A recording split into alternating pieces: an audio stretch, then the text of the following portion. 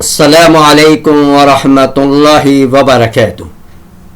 الحمد للہ رب العالمین والصلاة والسلام علی النبی الکریم وعلی آلہ واصحابہ اجمعین. اما بعد. آج میری گفتگو کا موضوع ہے جھینگا، شرائم اور پراؤن کھانا حلال ہے یا حرام. خواتین و حضرات، آج کل عام مسلمانوں نے حلال و حرام کے درمیان تمیز کرنا بھی چھوڑ دیا ہے. کتنے ہی لوگ دوسروں کا حق بھی کھا جاتے ہیں. کسی بھی صورت سے مال ملنا چاہیے، خواہ وہ جائز وسائل سے آ رہا ہو یا ناجائز وسائل سے. حتیٰ کہ بعض حضرات کھانے پینے میں بھی حلال و حرام کو نہیں دیکھتے. مثلا شراب نوشی ہمارے مسلم معاشرے میں بڑھتی جا رہی ہے. تمباکو کا استعمال نوجوانوں میں روز بروز بڑھتا جا رہا ہے. حالانکہ نشہ آور چیزیں حرام ہونے کے ساتھ ساتھ صحت کے لیے بھی انتہائی مضر ہیں، جس کو پوری دنیا تسلیم بھی کرتی ہے. لیکن اس کے باوجود الحمدللہ مسلمانوں کی اچھی خاصی تعداد اسلامی تعلیمات پر عمل کرنے کی کوشش کرتی ہے.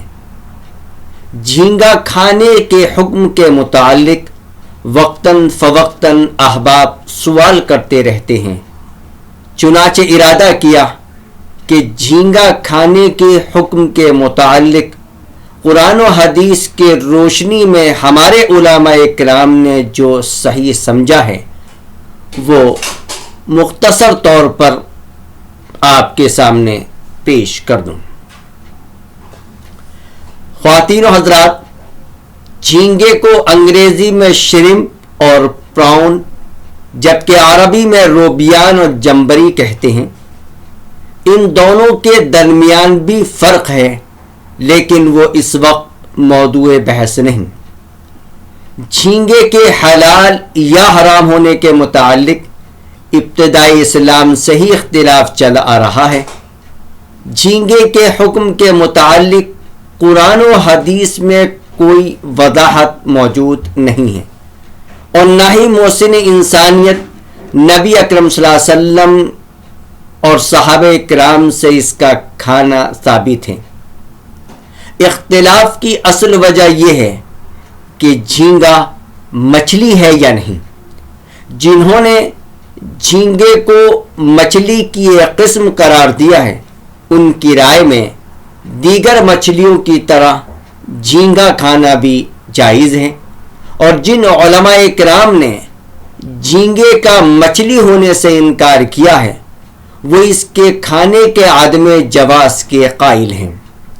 دونوں جماعتوں نے ڈکشنریوں کے ذریعے اپنے اپنے موقف کی تائید کی ہے.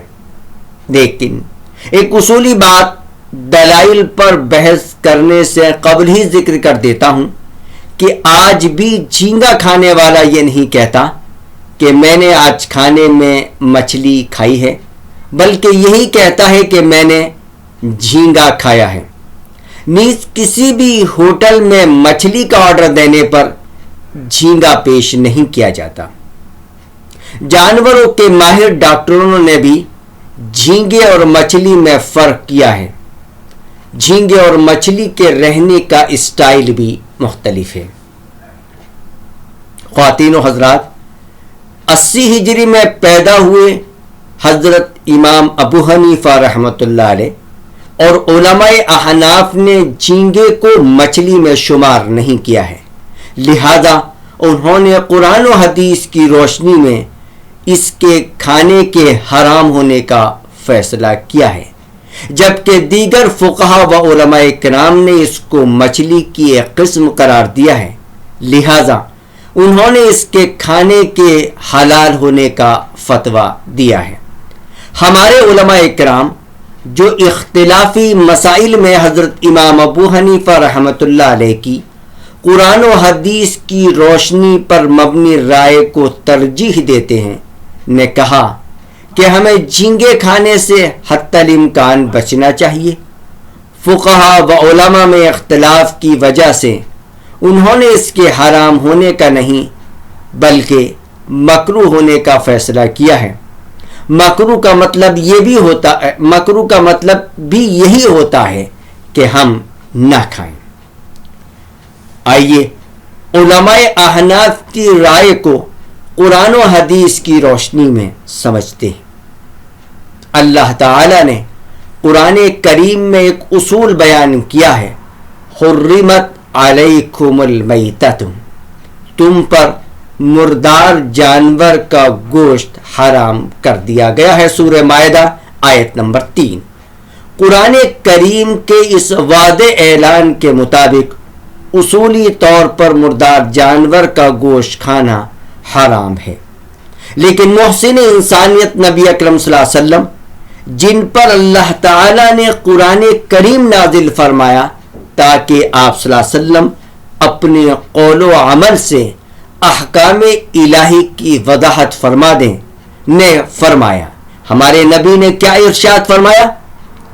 بغور سماعت فرمائیں، ہمارے لیے دو مردار کو حلال کیا گیا ہے، ایک مچھلی اور دوسرے ٹڈی۔ غرض ہے کہ قرآن و حدیث کے اعلان کے مطابق مچھلی اور ٹڈی کے علاوہ تمام مردار جانور کا گوشت کھانا حرام ہے، اور جھینگا مچھلی نہ ہونے کی وجہ سے اس کا کھانا بھی حرام ہے۔ سمندری جانوروں میں سے صرف مچھلی کا کھانا حضور اکرم صلی اللہ علیہ وسلم اور صحابہ کرام سے ثابت ہے۔ بعض حضرات نے جھینگے کے جواز میں قرآن کریم کی اس آیت کو پیش کیا ہے، احل لکم صید البحر وطعامہ متاعا لکم، سورہ مائدہ آیت نمبر 96۔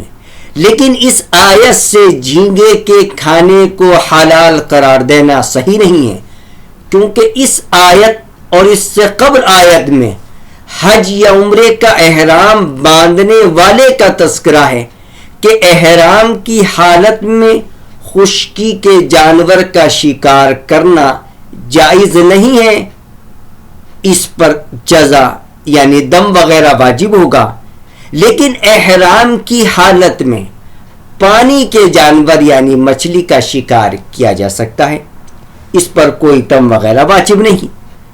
اگر اس آیت کا وہ مطلب لیا جائے جو بعض حضرات نے لیا ہے تو مینڈک، پانی کے سانپ اور تمام دریائی جانور حلال ہو جائیں گے، جس کا کوئی بھی قائل نہیں ہے۔